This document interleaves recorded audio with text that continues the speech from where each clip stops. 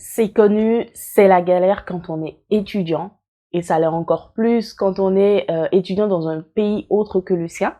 Et ça l'est encore beaucoup plus quand on obtient son diplôme dans un pays autre que le sien.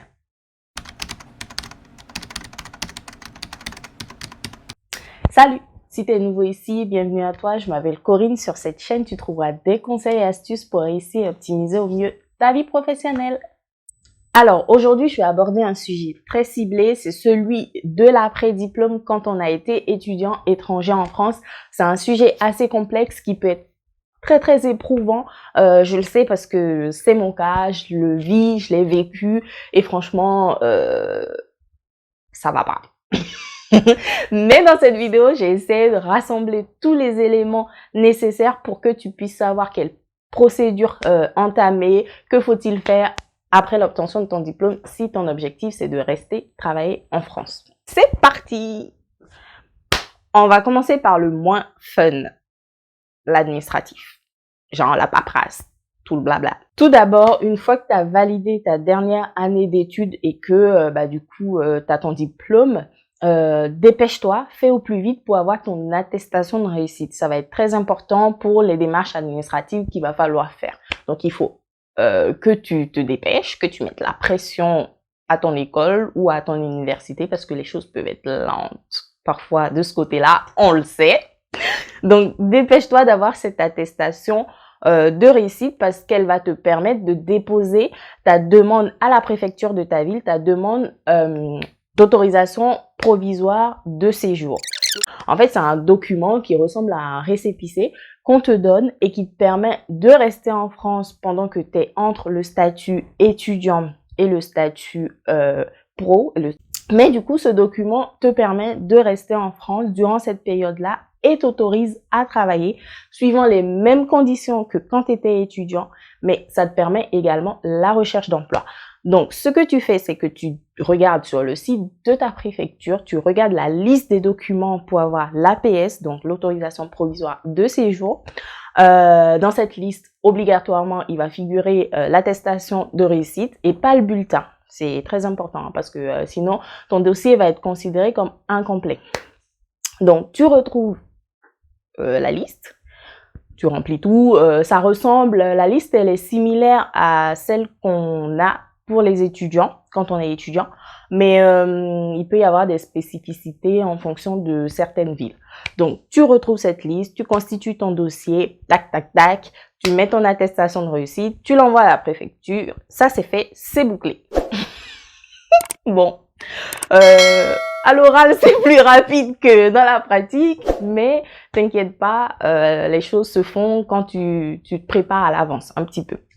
Par contre, ce que je peux te recommander, si jamais l'attestation elle traîne à sortir et que toi, ton ancien titre de séjour étudiant va bientôt expirer et que le délai est court pour déposer une nouvelle demande, ce que tu peux faire, c'est envoyer ton dossier, déposer ton dossier avec le bulletin.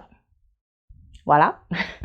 Le temps que l'attestation soit disponible, mais dès qu'elle est disponible, tu envoies un nouveau courrier ou tu fais un dépôt à la préfecture d'une copie de ton attestation de réussite. Donc, au niveau administratif, voilà, il te donne un APS. Donc, l'APS ressemble à un récépissé. Il n'est valable que si tu le combines à ton passeport de ton pays d'origine. Voilà, ton passeport. Il le donne pour 6 mois, une première fois. Renouvelable une seule fois pour 6 mois également. Donc, en tout et pour tout, tu as 1 an pour te lancer dans la jungle de la recherche d'emploi. Donc, sur le plan financier, parce qu'on va pas se nourrir d'amour et d'eau fraîche pendant qu'on recherche un emploi, oui, parce que tes charges, elles s'arrêtent pas. Malheureusement, il va falloir bien se nourrir pendant cette période de recherche d'emploi. Ce que tu peux faire, c'est t'inscrire au Pôle emploi pour bénéficier d'indemnités chômage. Mais, oui, parce qu'il y a un mais, du coup, faut savoir que pour avoir cette indemnité, il faut que tu aies travaillé pendant tes études. Et il ne s'agit pas des jobs étudiants. Malheureusement, si tu as fait que des jobs étudiants, vraiment, sauf cas vraiment particulier. Mais jusqu'à aujourd'hui, j'en ai pas vu. J'en ai pas vu des personnes qui ont fait, par exemple, que des stages ou qui ont même travaillé, tu sais, les jobs étudiants, travailler au McDo, fait du babysitting, tout ça. Ça te permet pas par la suite d'aspirer à l'indemnité Pôle emploi. Les seuls cas que je connais où les personnes ont pu bénéficier de Pôle emploi par la suite de l'indemnité, c'est les cas de l'alternance. Quand tu as fait de l'alternance pendant tes études, du coup, vu que tu avais un statut salarié, parce qu'avec l'alternance, tu as un statut salarié, ça te permet de toucher un petit quelque chose, tu vois, quelques euros. Ce n'est pas énorme, mais ça dépanne. Ça dépanne. Mais encore une fois, le problème, c'est que une fois que ce titre de séjour a expiré, dès le jour où ça a expiré, le Pôle emploi aussi, quand supposons que ton titre de séjour expire le 2 novembre. C'est une date comme ça, je sais pas pourquoi j'ai fait ça. Mais le Pôle emploi va t'indemniser du coup 1er novembre, 2 novembre, et à partir du 3 novembre, tu n'auras rien du tout, tu seras radié du Pôle emploi. En complément de Pôle emploi, j'ai vu dans mes recherches que les étudiants étrangers, en tout cas les personnes étrangères qui avaient aussi entre 16 ans et 26 ans, pouvaient aspirer à l'aide des missions locales.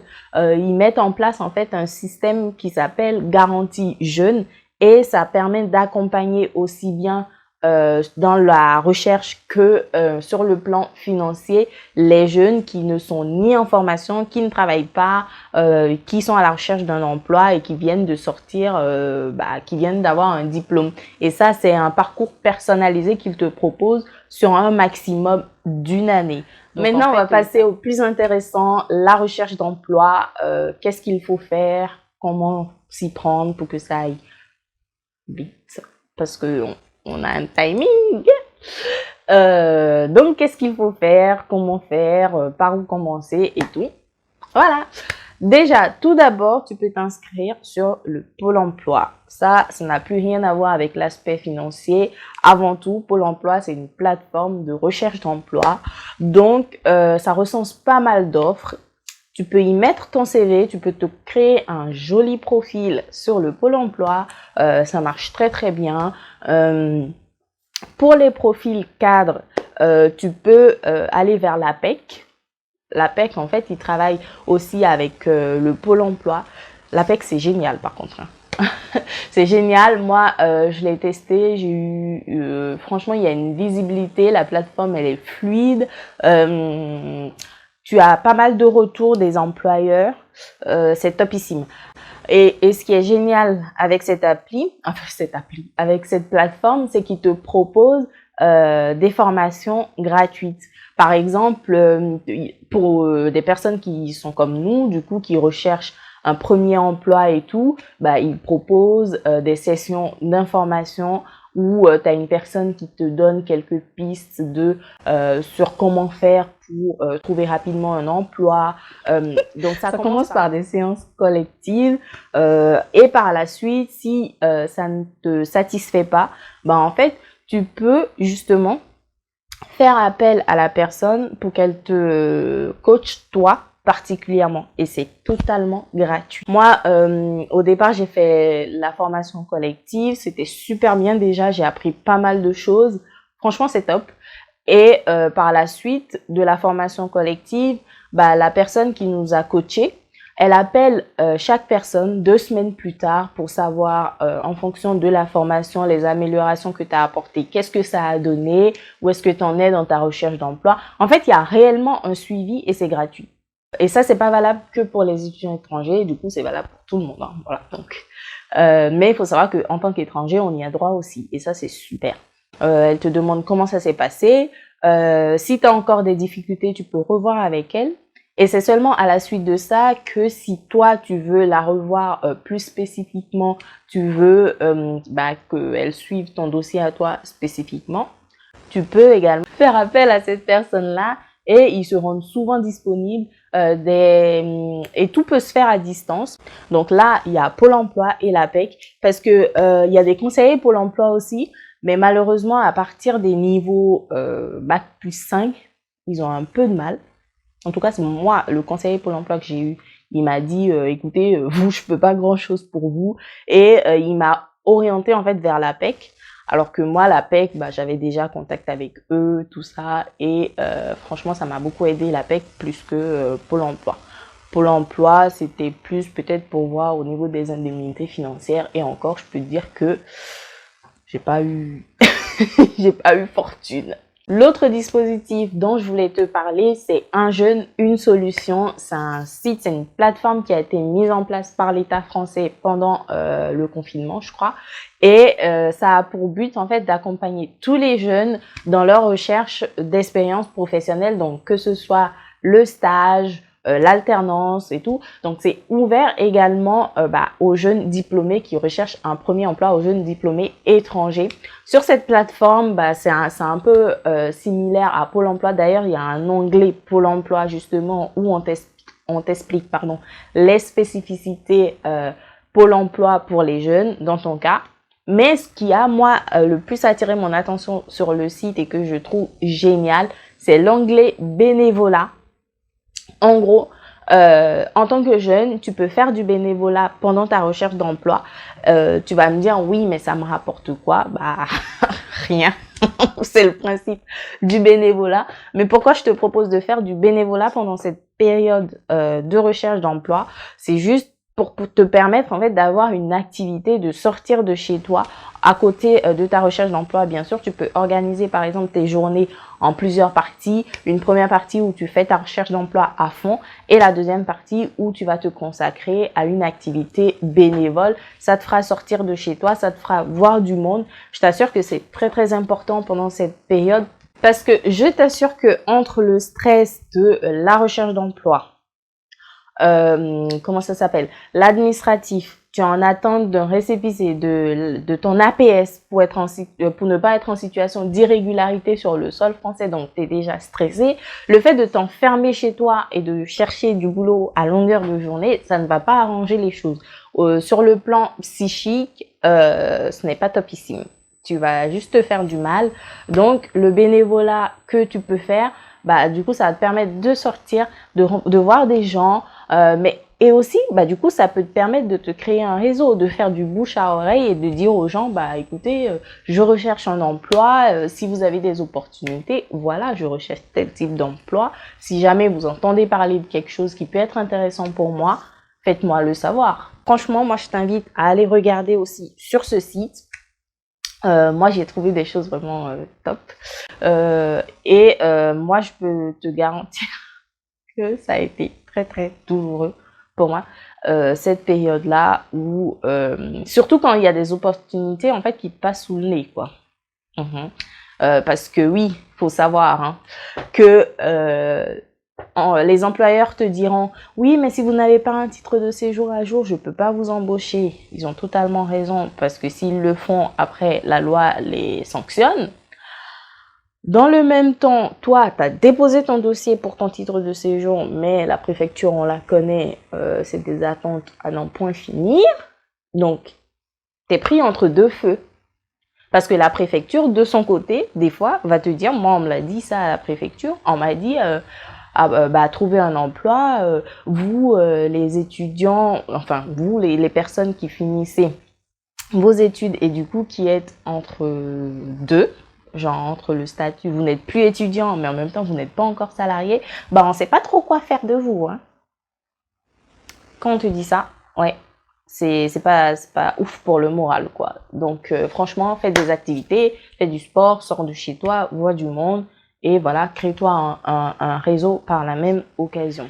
Et je tiens à te préciser d'ailleurs que la préfecture, pour te donner un statut salarié, ne veut pas de n'importe quel emploi. Il faut que tu trouves un emploi qui corresponde au diplôme que tu viens de passer. Donc, si par exemple, tu as eu un diplôme, je sais pas moi, d'avocat ou de médecin, il faut que tu trouves un emploi de médecin qui soit rémunéré à un seuil donné.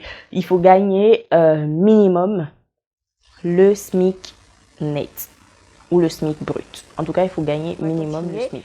Du coup, une fois que tu sais, tu as fait ta demande d'APS, une fois que la préfecture a bien voulu te donner ton APS, en attendant de trouver ton CDI qui va te permettre de prétendre à un statut salarié, tu peux faire des CDD, tu peux faire de l'intérim. Donc tout ça, en fait, ça va te permettre également d'enrichir ton CV et ça, c'est topissime.